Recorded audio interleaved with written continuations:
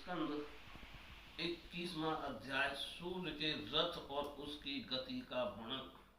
श्री सुखदेव जी कहते हैं, राजन, परिमाण और लक्षणों के सहित इस भूमंडल कुल इतना ही विस्तार है, तो हमने तुम्हें बता दिया। इसी के अनुसार विद्वान लोग ध्रुव लोक का भी परिमाण बताते हैं। जिस प्रकार चना मटर आदि के दो दलों से एक का स्वरूप जान लेने से दूसरे का भी जाना जा सकता है, उसी प्रकार भूलोक के परिमाण से ध्रुव लोक का भी परिमाण जान लेना चाहिए। इन दोनों के बीच में अंतरिक्ष लोक है, ये इन दोनों का संधि स्थान है।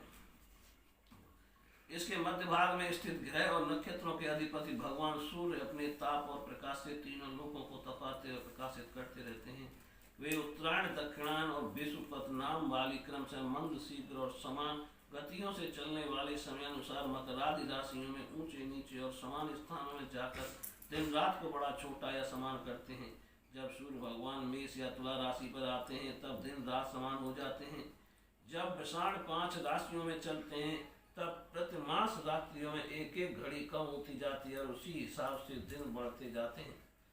जब वृश्चिकादि 5 राशियों में चले जाते हैं तब दिन और रात्रि में इसके विपरीत परिवर्तन होता है। इस प्रकार दक्षिणायन आरंभ होने तक दिन बढ़ते रहते हैं और उत्तरायण लगने तक रात्रियां। इस प्रकार पंडित जन मानसोत्तर पर्वत पर सूर्य की परिक्रमा मार्ग 9,51,00,000 योजन बताते हैं। उस पर्वत पर मेरु के पूर्व की इंद्र की देवधानी, दक्षिण में यमराज की संयमनी, पश्चिम में वरुण की निम्नलोचनी और उत्तर में चंद्रमा की विभावरी नाम की पुरियां हैं। इन पुरियों में मेरु के चारों ओर समय समय पर सूर्योदय, मध्याह्न, सायंकाल और अर्धरात्र होते रहते हैं। इन्हीं के कारण संपूर्ण जीवों की प्रवृत्ति या निवृत्ति होती है।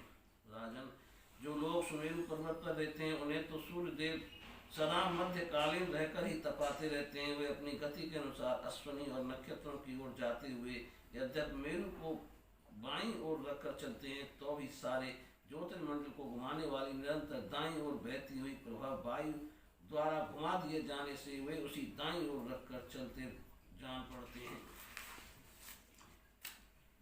जिस पुरी में सूर्य भगवान का उदय होता है उसके ठीक दूसरी ओर की पुरी में अस्त होते मालूम होते हैं, और जहाँ वे लोगों को पसीने पसीने करके तपा रहे होंगे उसके ठीक सामने की ओर आधी रात होने के कारण वे उन्हें निद्रावश किए होंगे। जिन लोगों के मध्याह्न के समय वे स्पष्ट दिख रहे होंगे वे ही जब सूर्य सोमाद्य दिशा में पहुंच जाएं तब उनका दर्शन नहीं कर सकेंगे। सूर्यदेव जब इंद्र की पुरी से यमराज की पुरी को चलते हैं तब 15 घड़ी में वे 2.25 करोड़ और 12.5 लाख योजन से कुछ 25,000 योजन अधिक चलते हैं। फिर इसी क्रम से वे वरुण और चंद्रमा की पुरियों को पार करके पुनः इंद्र की पुरी में पहुंचते हैं।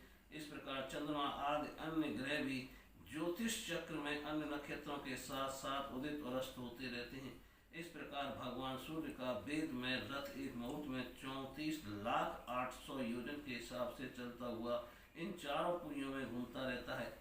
इसका संवत्सर नाम का एक चक्र पहिया बतलाया जाता है। उसमें मास रूप 12 अरे हैं, ऋतु रूप 6 नेमिया हाल हैं, 3 चौमासे रूप 3 नाभि आवन हैं।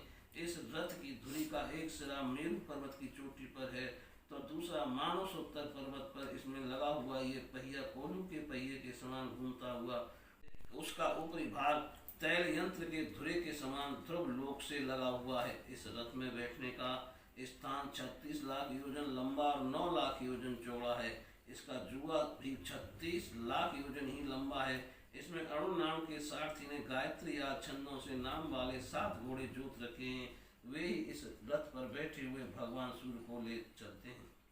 सूर्यदेव के आगे उन्हीं की ओर मुंह करके बैठे हुए अरुण और उनके सारथी कार्य करते हैं।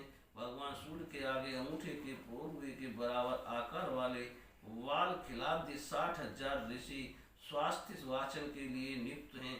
वे उनकी स्तुति करते हैं। इनके अतिरिक्त ऋषि, गंधर्व, अप्सरा, नाग, यक्ष, राक्षस और देवता भी हैं जो कुल मिलाकर 14 हैं, किंतु जोड़े से रहने के कारण 7 गण कहे जाते हैं। प्रत्येक मास में भिन्न भिन्न नामों वाले होकर अपने भिन्न भिन्न कर्मों से प्रत्येक मास में भिन्न भिन्न नाम धारण करने वाले आत्मस्वरूप भगवान सूर्य की दो मिलकर उपासना करते हैं। इस प्रकार भगवान सूर्य भूमंडल के 9,51,00,000 योजन लंबे घेरे में से प्रत्येक क्षण में 2,002 योजन की दूरी पार कर लेते हैं। बोलिए श्री कृष्ण भगवान की जय।